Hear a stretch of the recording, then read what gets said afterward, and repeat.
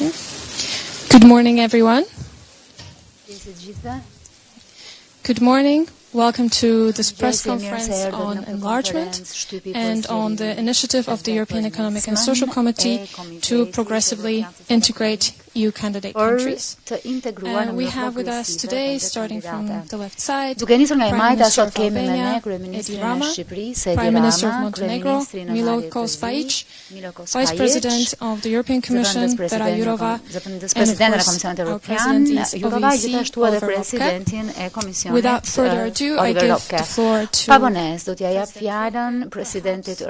Point of order. We have interpretation in all EU languages, as well as Montenegrin and Albanian. Good morning, ladies and gentlemen. Mëngjesi zonja e zotrinj, nderuar zëvendës presidente, të nderuar kryeministra, doja së pari t'ju uroja mirëseardhjen këtu në konferencë. Është një nismë e shenjuar e keses që ne nisim sot. Qysh prej para 10 muajsh kur unë mora presidencën, nisma ime e parë kryesore ishte të forconim përfshirjen e vendeve kandidate në punën tonë. Donim që të bëheshim një prej institucioneve të para të BE-s që përfshinte vendet kandidate në punën tonë këshillimore. 10 muaj më vonë jam vërtet krenar të them që në komitet kemi vendosur një zëri and moreover that in the bureau 2 days ago we also appointed the enlargement candidate members. Some of them are here. I'm really honored and pleased to see you here. It is a great signal, I would say, that we can celebrate now the start of this initiative. I think over the past few years the geopolitical context in Europe and around the world has changed botën ka ndryshuar në mënyrë dramatike. Kemi parë që zgjerimi vërtet ka arritur një moment kyç për fat të keq lidhur me luftën e agresionit kundër Ukrainës. Por ne në nismat tona kemi përfshirë të gjitha vendet kandidate, që do të thotë Ukraina, Moldavia, Gjeorgjia, Turqia, por edhe gjithë vendet e Ballkanit Perëndimor, përfshi Malin e Zi dhe Shqipërisë. Sepse personalisht jam i mendimit që nuk mund t'i lëm më gjatë në sallën e pritjes. Na duhet të angazhohemi për të dëshmuar se edhe se anëtarësimi në BE duhet jetë i bazuar në merit, shumë gjëra mendoj që mund t'i bëjmë përpara për të ndihmuar e të integrojmë vendet kandidate në punën tonë, e sidomos në këndvështrimin tonë si kese, si një organizëm shoqërisë civile për të forcuar e për të fuqizuar shoqërinë civile dhe partnerët socialë në vendet në kuadër zgjerimit. Po nisim tani më një fazë të re, sepse ky projekt do të nisë put on track. We are really looking forward to work with you, with the enlargement members, and I'm convinced that you can bring new initiatives and new views, perspectives from enlargement countries to the European Union. So it's not a one-way street. Pra nuk është vetëm një drejtim një kahësh. Të dyja palët mund përfitojnë nga njëra tjetra, edhe këtu në kesa. Ndaj vendosëm që çelnim dyert e për të përfaqësuesit tuaj në punën tonë. Duhet të ndaj me ju që reagimi, përgjigjja ndaj thirrjes tonë për vendet në zgjerim ishte mbreslënse, 600 aplikime më shumë. Nuk ishte thjesht që të përzgjidhnim, por tashmë kemi 131 antar nga vendet kandidate që tregon se sa e gjallë, sa energjike shoqëria civile në këto vende. Kam patur nderin të vizitoj disa prej vendeve kandidate gjatë muajve të fundit dhe pata kënaqësi dhe vërtet që u impresionova nga shoqëria civile në këto vende. Ne pres me padurim që të caktojmë të standardet të ri, dhe ne sa i përket integrimit gradual. Së fundi do doja të falenderoja të gjitha institucionet e BE-s për mbështetjen e tyre për optimism, sidomos Vice President Jourova and explicitly also President von der Leyen. Po kështu shprehimisht presidenten von der Leyen që ka mbështetur këtë nismë qysh prej fillesës, e shpresoj që kjo të jetë një histori suksesi. Faleminderit president, zëvendës presidentja Jourova. Edhe unë dëshiroj t'ju bashkohem duke ju uruar mirëseardhjen kryeministrit Rama dhe kryeministrit Spajic. Jemi këtu së bashku në mënyrë që ne të përçojmë mesazhe të thjeshta, por shumë të rëndësishme. Së pari, zgjerimi është në interesin tonë të përbashkët. Mbetet një rëndësie gjeostrategjike për Bashkimin Evropian me përfitime për vendet kandidate, por edhe për vendet e Bashkimit Evropian. Së dyti, procesi i zgjerimit po ecën përpara. Ky është një moment i rëndësishëm në historinë e Europës, në mënyrë që të merren të gjitha vendimet e duhura, të tregojmë udhëheqjen tonë në kontinentin tonë, si edhe të ofrojmë mundësi të vërteta, reale dhe të besueshme që zgjerimi është investim për autonominë tonë strategjike. Së treti, zgjerimi nuk ka të bëjë vetëm me begatin apo me ecurinë tonë, por ka të bëjë kryesisht me demokracinë dhe dëshiroj ta theksoj këtë, sepse unë në fakt jam zëvendës presidente për çështjet e të drejtave të njeriut, demokracisë dhe sundimit të ligjit. Siç e dini, unë vij nga Republika Çeke, kështu që edhe për mua personalisht, por edhe për rajonin ton, të bëheshim pjesë e Bashkimit Evropian, kjo ishte në fakt një garanci kundër të gjitha atyre kërcënimeve që na vinin nga Rusia, qofshin ato dhe imperialista. Dëshiroj të theksoj edhe një herë që ne e përdorëm atë dritare që u çel për ne nga historia. Ne jemi këtu sepse zgjerimi është një proces i gjatë, por ky proces ka hapat e veta dhe ka ecurinë e vet. Synimi ynë është që të gjitha vendet kandidate në mënyrë progresive të ecin gjatë në rrugëtimin e tyre drejt Bashkimit Evropian me negociatat përkatëse. Vendet kandidate dhe në fakt nisma e zgjerimit e Komitetit Ekonomik dhe Social Evropian për vendet kandidate që po lançojmë këtu sot ka të bëjë pikërisht për këtë gjë dhe me këtë gjë. Pra, unë mirëpres këtë nismë dhe përgëzoj të gjithë aktorët që janë pjesë e saj dhe natyrisht edhe përpara negociatave. Në fakt ne flasim për zgjerimin, ne flasim për anëtarësimin në BE nga presidenti, unë dëgjova fjalë si integrimi, përfshirja. Do të shtoja këtu edhe fjalën bashkëpunim, sepse pikërisht kjo gjë na duhet ne tashmë në këtë momente. Brukseli duhet të jetë i hapur dhe të ftojë sa më shumë aktorë që të jetë e mundur nga vendet e zgjerimit, sepse kjo është mënyra më e mirë e mundur për integrimin. Plani i ri i rritjes për vendet e Ballkanit Perëndimor që ne lançuam 3 muaj më parë është edhe dëshmi e pikërisht kësaj lloj mendësie. Ne duam që vendet e zgjerimit në fakt të rriten, por duke qenë sa më pranë Bashkimit Evropian.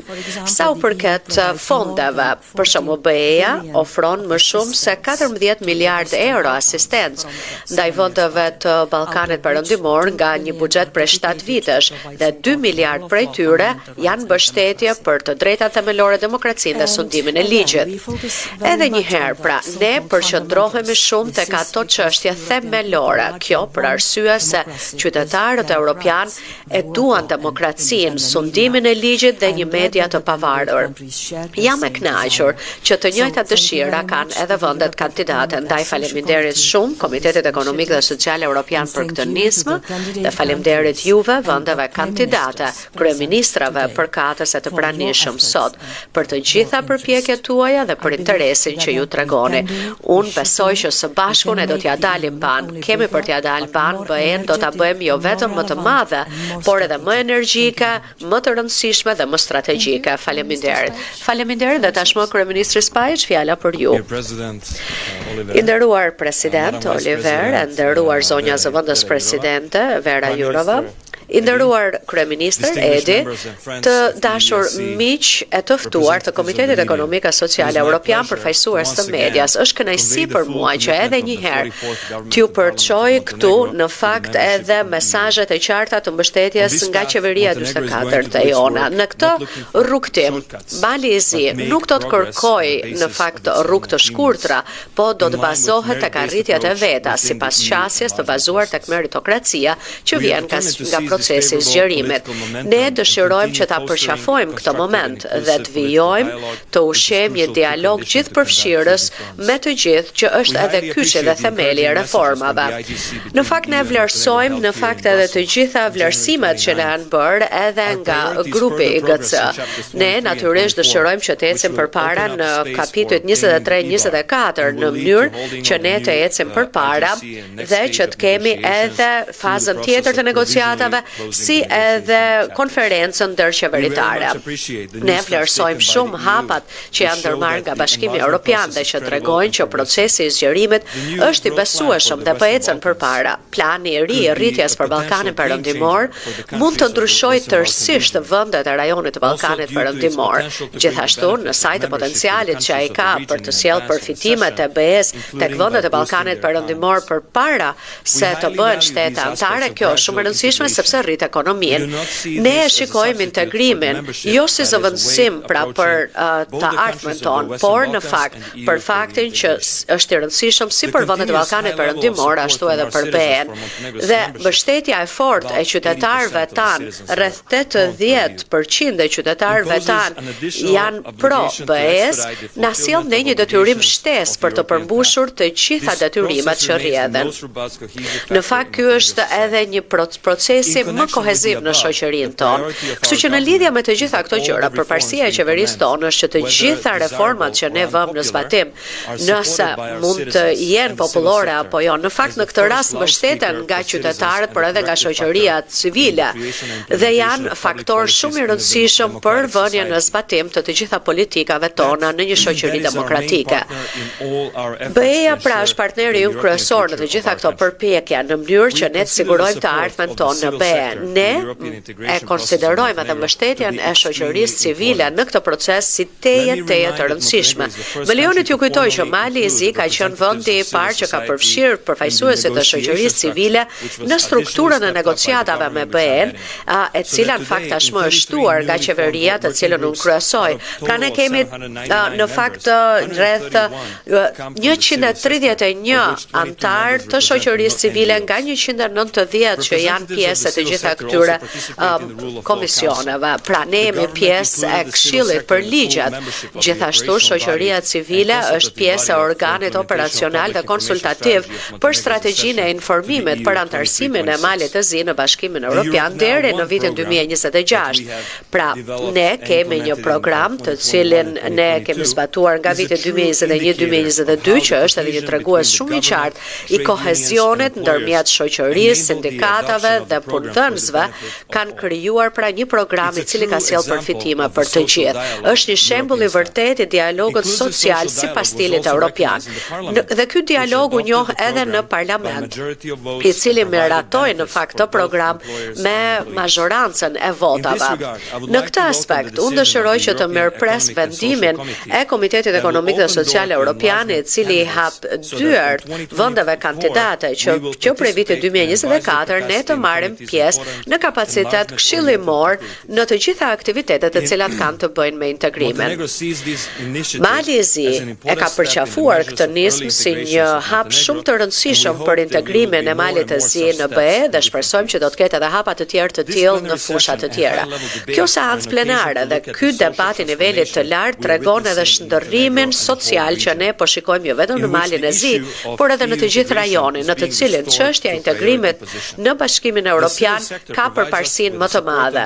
Sektori i shoqërisë civile na jep ne të gjitha mundësitë e duhura sepse pa bashkëpunuar qeveria me shoqërinë civile, vendimet që do të merren nuk do të kenë besueshmërinë e duhur. Sot Mali i Zi ka nevojë për konsensus për gjëra të rëndësishme dhe përfshirja e shoqërisë civile në miratimin dhe zbatimin e këtyre nismave do të na sjellë ne edhe prosperitet. Faleminderit dhe Kryeministri Rama. Thank you very much for having us here, and I must say that this is great news coming from a very exemplary body of this complex of institutions, which is the European Economic and Social Committee, that decided to take a very bold step by, as a matter of fact, giving to all the candidate countries faktikisht të gjitha vendeve kandidate mundësinë për të qenë pjesë e një komuniteti që përbëhet nga shtete anëtare.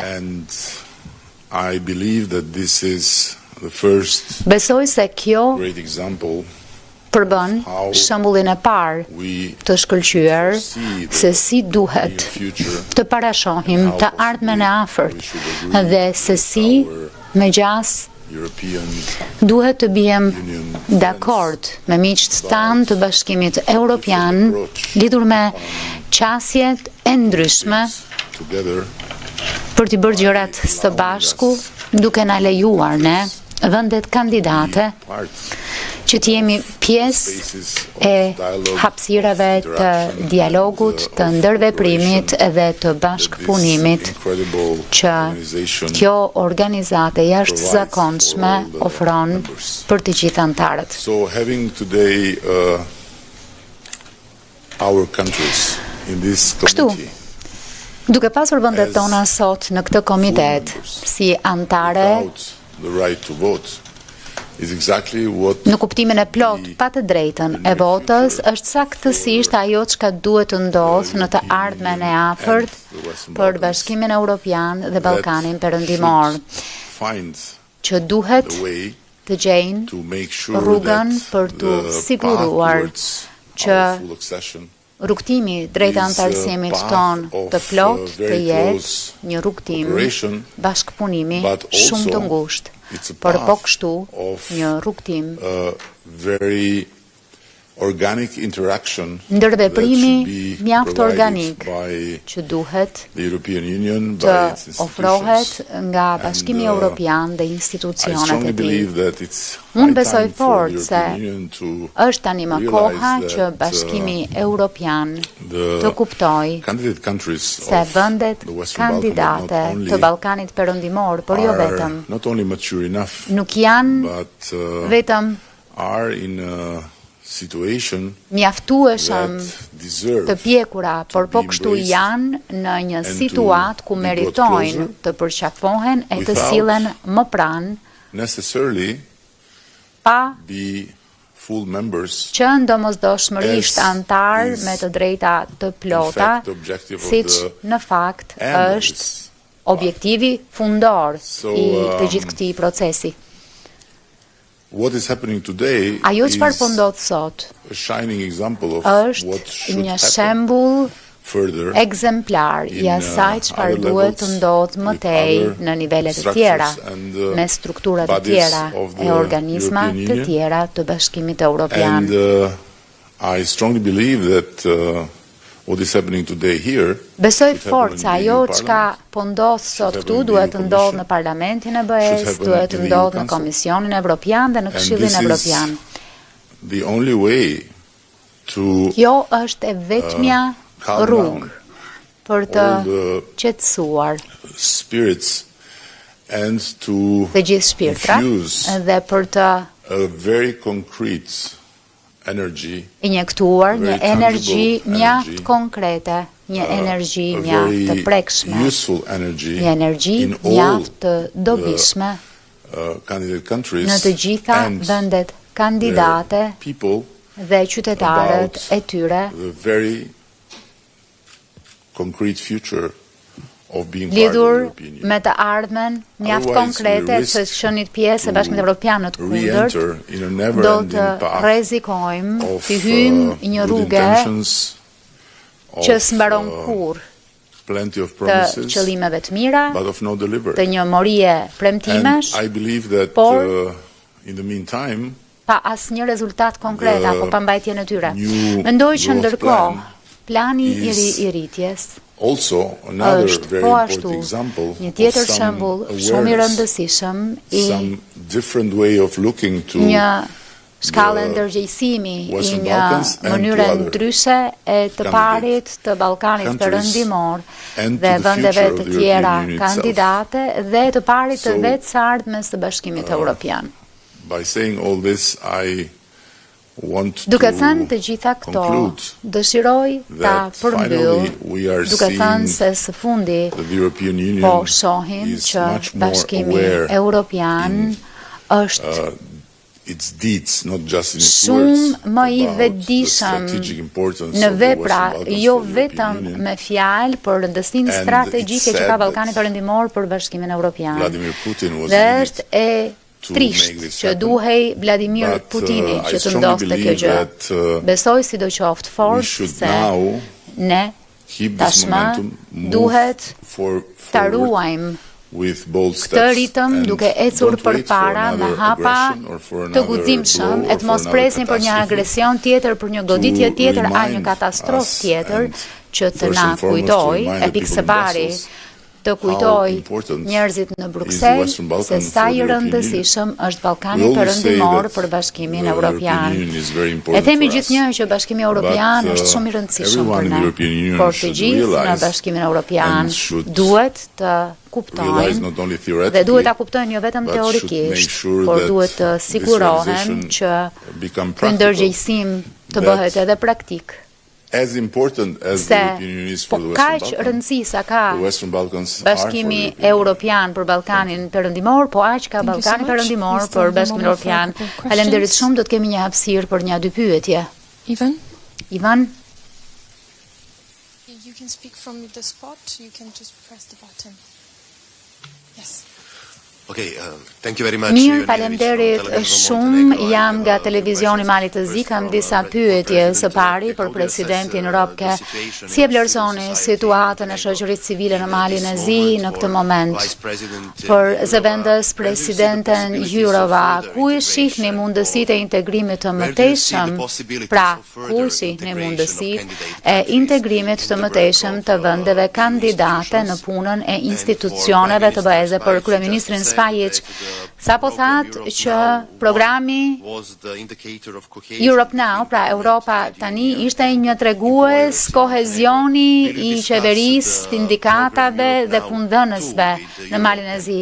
A do ta diskutoni këtë program Europe Now me partnerët këtu dhe me partnerët e Komitetit Social Ekonomik?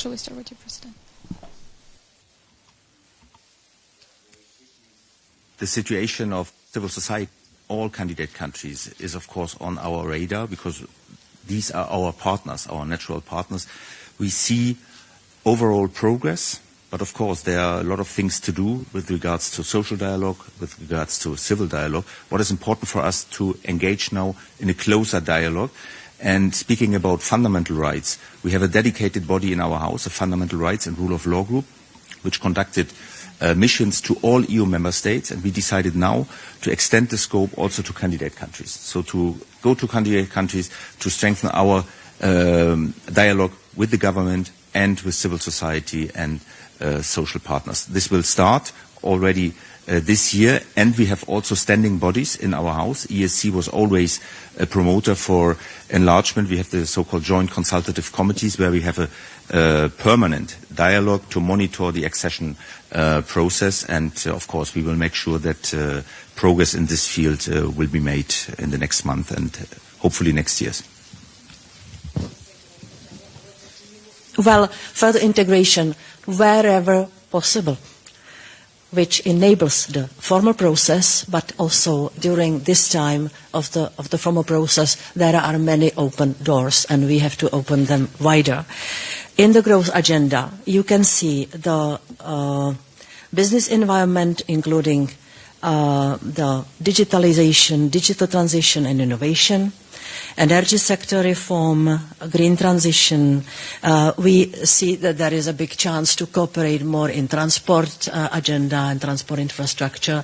There are a lot of heavy sectors where we can be integrated.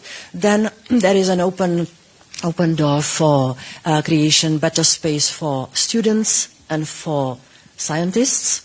So it means Horizon and Erasmus Plus program. This is very important that we open the possibilities there. And then comes my agenda, and it's the rule of law. You may remember that Ursula von der Leyen already announced last year in September that we will invite the accession countries to this yearly assessment of the rule of law, which is a very big thing because we look at independence of judiciary and prosecution, we look at the anti-corruption measures, we look at the independence of media and the checks and balances. These are the big things which we have under the chapter of fundamentals in the formal enlargement process. Having the under this mapping. Dhe që këto vende të jenë pjesë e këtij procesi hartëzimi, do të jetë shumë e rëndësishme, ndoshta që edhe që disa vende anëtare të shikojnë se cila është situata në vendet që do të bëhen anëtare të ardhmen. Sepse natyrisht do të kemi 27 vende anëtare, të cilat do duhet të thonë që po, ne jemi dakord që vendet Ballkanit Perëndimor të bëhen pjesë e BE-s. Prandaj ne na duhet që të shikojmë pra se cili vend si ka ecur për shumë me sondimin e ligjit në rastet e korrupsion, prandaj është shumë e rëndësishme që pjesa e sondimit të ligjit do të jetë edhe pjesa monitorimit të 4 vendeve të Ballkanit Perëndimor në korrik të këtij viti. As far as I remember, such a deep është në fakt edhe hera e parë ose një reform e parë kaq e thelluar që ka mbështetjen edhe të qeverisë, edhe të sindikatave dhe të shoqërisë civile. Dhe për shembull këtu ne shikojmë edhe disa nga përfaqësuesit e punëtorëve. Unë në fakt kam shumë shpresë që reforma të mëtejshme ekonomike në vendin tonë, në Malin e Zi, pra gjitha ato synime që ne kemi, do të kenë edhe mbështetje të mëtejshme si nga sindikatat ashtu edhe nga punëdhënësit. Pasi kjo është e vetmja rrugë të cilën ne duhet ndjekim. Është një rrugë e vështirë, kërkon shumë punë, kërkon shumë negociata, shumë diskutime, shumë mendime, opinione nga palë të ndryshme, por ne jemi të gatshëm pikërisht për këtë gjë, që ne të kemi një produkt të një cilësie vërtet shumë të lartë dhe na duhen kontributet e të gjitha palëve. Dhe ashtu siç e kemi parë edhe në programin Europa 1, pra ne mund ta bëjmë këtë gjë. Kemi mundësi ta bëjmë këtë gjë si shoqëri në Malin e Zi, institucionet tona, përfaqësuesit e sindikatave, të punëdhënësve. Dhe mendoj që ne jemi pjekur aq sa duhet në mënyrë që të kalojmë tek Europa 2 si program. Faleminderit. Përshëndetje. Unë jam nga Deutsche Welle, për presidentin Robke. A mund të na shpjegoni pak të idenë e antarëve nga vendet e zgjerimit? E dim plotësisht mirë që këtu në komisioni dhe çdo kush është në favor të zgjerimit. Kështu është në komision. Megjithatë, siç u tha nga zëvendës presidentja, kjo gjëja ndalet apo si thua mbetet e vendet anëtare. Çfarë duhet bërë për të hequr këto pengesa në shtetet anëtare për t'u çelur dyert këtyre proceseve për anëtarësimin? Kryeministri Rama, në fakt, ju edhe keni folur dhe jeni shprehur kundër Komisionit Evropian për këtë proces, apo Bashkimit Evropian për këtë proces që ishte i ngadalshëm, por procesi ka nisur të shumë shpejt tashmë dhe vendi juaj tashmë po ngrë edhe qendrat për migracionin me qeverinë italiane që mund të sugjeroj edhe që apo mirë që mund të sugjeroj që edhe kjo ndoshta mund të mos parandaloj dhe vende të tjera të Bashkimit Evropian për këtë gjë. Po në qoftë se ju si të thuash merreni me këtë lloj pune, po them me këtë detyrën e vështirë të migracionit, a mund t'ju ndaloj juve një gjë e tillë për integrimin? Kjo pyetje është e lehtë për t'ju përgjigjur sepse ne na duhet që të kemi përfshirjen e këtyre pjesëmarrësve në dokumentet këshillimore. Kjo është puna e tyre, do të marrin pjesë në takime, do t'ju japin ekspertizën e tyre, do të hartojnë dokumentet së bashku me anëtarët tanë, mund të jenë pjesë e seancave plenare të komitetit, kështu që në mënyrë sistematike mund të integrohen këtu dhe mund të nisë tashmë që është në prill dhe në maj me opinionet konkrete ku anëtarët tanë mund të punojnë së bashku me vendet në kuadër të zgjerimit dhe pastaj do të mund të marrin pjesë në seancat plenare dhe në verë. Synimi është të lehtësojmë integrimin gradual në Bashkimin Evropian. Nuk është zgjerimi plot, por është shumë më mirë që të bëjmë këtë se sa që kemi bërë tashmë dhe mos të presim duke ndjekur parimin gjithçka ose asgjë. Duhet bërë hap pas hapi dhe mendoj që shoqëria civile do të jetë mirë përgatitur dhe dialogu social do të jetë mirë përgatitur për anëtarësimin përfundimtar. Nuk jam shumë i sigurt nëse e kuptova pjesën e dytë të pyetjes, por më lini t'ju them këtë. Unë nuk u shpreha apo fola kundër Bashkimit Evropian, fola në favor të Bashkimit Evropian, si një europian që ishte i palumtur me atë çfarë po ndodhte në këtë qytet melankolik për të ardhmen e Bashkimit Evropian. Dhe siç e thash në fjalët hapse, është mjaft e trisht që nuk mjaftoi që as unë e as nuk mjaftoi që unë e kolegët e mi në Ballkanin Perëndimor të ngrinim zërin dhe të thonim dëgjoni. Ballkani Perëndimor është shumë strategjik dhe duhet ta merrni parasysh këtë. U desh Vladimir Putini që të shkunte çdo kënd dhe t'ju hapte syt të gjitha. Tani më jemi në një pozitë tjetër dhe tashmë ka një shkallë shumë më të lartë ndërgjegjësimi dhe ndryshim të prekshëm sa i takon vullnetit të Bashkimit Evropian dhe shteteve anëtare për të shtyrë përpara zgjerimin. Por sigurisht nuk e marrim të mirëqenë. We have come from a long way and we know that kemi bërë një rrugë të gjatë dhe e dim që në kohë të mira është shumë e mundshme që të dembelosemi e t'i hymë rrugës së vjetër të humbjes së apo të lënies së përmbushjes në nivel strategjik të Bashkimit Evropian në radhë të dytë.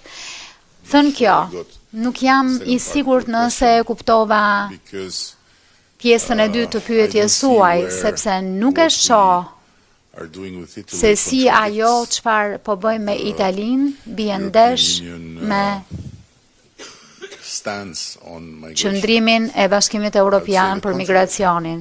Është e kundërta, do thoja.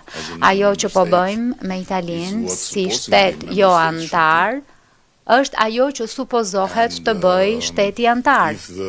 Dhe nëse e ashtu quajtura politik e rishpërndarjes ka dështuar masivisht, kjo nuk e bën atë çka po bën Shqipëria, diçka që është ndesh me qëndrimin e Bashkimit Evropian në raport me migracionin. Prej të kundërta, ne po sillemi si një vend antar i Bashkimit Evropian dhe po pranojmë që një tjetër vend antar i Bashkimit Evropian të ndajmë ne peshën e përgjegjësisë për t'u përballur me një çështje kaq të vështirë në kontekstin kur migracioni i paligjshëm është bërë ushqim i politikës së përditshme e debateve, si edhe këto debate ushqim për zgjedhjet e radhës e mëtej.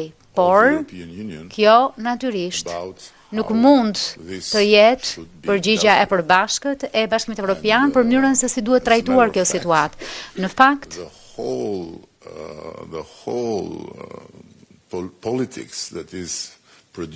e gjithë politika që prodhohet nga kjo çështje nuk po merret me thelbin, po merret vetëm apo me shkakun, po merret me simptomat. Ndaj shkaku po bëhet gjithmonë më shqetësues dhe situatat në të ardhmen e afërt apo afatmesme mund të dalin krejt jashtë kontrollit. Natyrisht, Shqipëria nuk ka asnjë fuqi këtu për të qenë ajo që jep zgjidhjen, por jemi një kontribues modest dhe po qëndrojmë krah për krah me një vend që për ne ka një vlerë shumë të veçantë, që është Italia. Ne jemi qinj që na ndan veç deti dhe Në këtë det, po ndodhin gjëra dhe nuk mund të rrim larg e të bëjmë sikur nuk ka pak lidhje me ne. Ne nuk jemi shtete anëtare të Bashkimit Evropian dhe nuk na detyron asnjë marrëveshje, asnjë angazhim për t'u përfshirë në atë që ju e quani punë e pisët. Por në fakt është më shumë se sa një punë e tillë, është një punë shumë sfiduese dhe të mos ta bësh këtë punë si duhet sot mund t'i shkaktoj nesër Bashkimit Evropian dëme që nuk jam i sigurt se mund të parashikohen sa katastrofike mund të jenë. Faleminderit shumë. Për fat të keq, do të na duhet që ta përmbyllim këtë konferencë shtypi sepse duhet vijojmë me pjesën e debatit dhe kemi një sër anëtarësh që presin jashtë. Faleminderit shumë, ndoshta për pyetjet e mbetura mund t'i bëjmë në nivele dypalshme me gazetarët. Faleminderit.